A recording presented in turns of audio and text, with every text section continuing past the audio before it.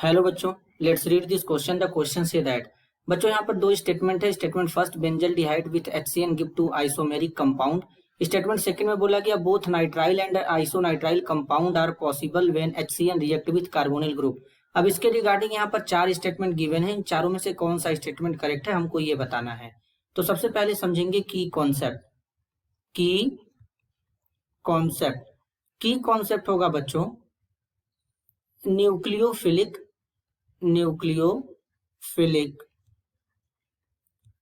Addition reaction. अब जरा यहाँ पे न्यूक्लियोफिलिक एडिशन रिएक्शन को समझेंगे। अगर बच्चों हम बेंजल डिहाइड की बात करें तो यहाँ पर होता है PH C double bond OH, इसको बेंजल डिहाइड कहते हैं। जब इसको बेसिकली क्या करेंगे बच्चों, HCN के साथ ट्रीट करेंगे तो HCN इस तरीके से होता है। ये HCN ब्रेक करता है H प्लस और Cn माइनस में इस तरीके से, और कार्बन के पास यहाँ पे 2 इलेक्ट्रॉन होता है, साथ में यहाँ पर H2O बाहर चला जाता है इस तरीके से। तो अब क्या होगा बच्चों, यहाँ पर इसलिए H2O जाता है क्योंकि यहाँ पर OH नेगेटिव भी बच्चों इस तरीके से प्रेजेंट होता है। तो अब क्या होता है, बेसिकली यहाँ से Cn आता है इस तरीके से इसके पास यहाँ पर। अब ये बॉन्ड इस पे शिफ्ट होता है, इस पे पार्शियल पॉजिटिव, यहाँ पे पार्शियल नेगेटिव, ये इस पे अटैक करता है। अटैक करने के बाद यहाँ पर PH C यहाँ पर क्या बना लेता है बच्चों, यहाँ पर बना लेता है O, और O पे यहाँ पर क्या होता है, O पे यहाँ पे हो जाता है इस तरीके से नेगेटिव, यहाँ पर हो जाता है H और यहाँ पर जुड़ जाता है Cn।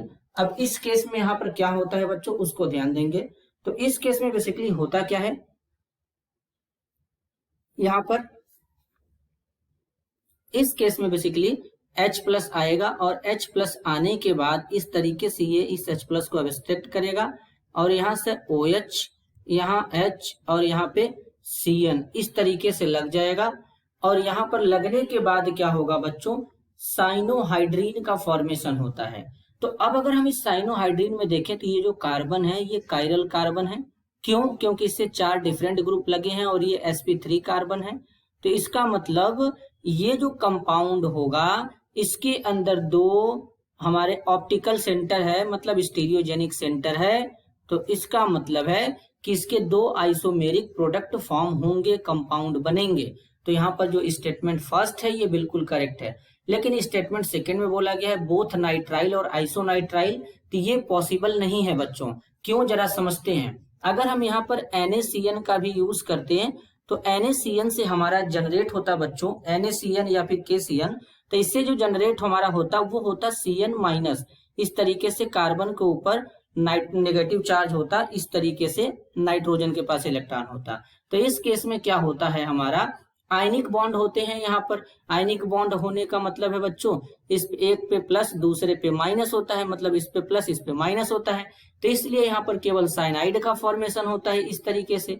अब यहाँ पर ये जो हम लोग नेगेटिव चार्ज यहाँ पे शो कर रहे हैं ये कुछ इस तरीके से होता है, यहाँ पे कार्बन के ऊपर इस तरीके से, और 3 यहाँ पे बॉन्ड होते हैं इस तरीके से।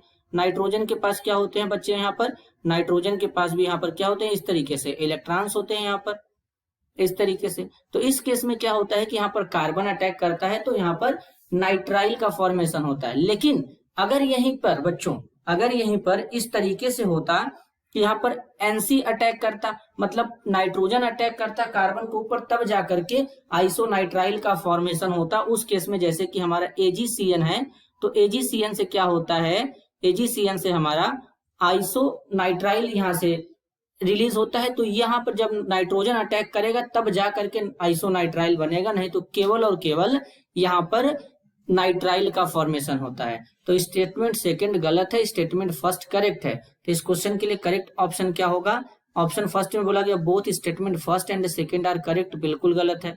सेकंड में बोला गया both statement first and statement second are incorrect, ये भी गलत है। थर्ड में बोला गया statement first is correct and statement second is incorrect, तो यही हमारा करेक्ट आंसर होगा।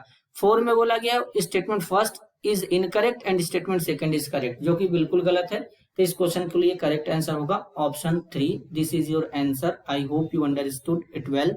All the best.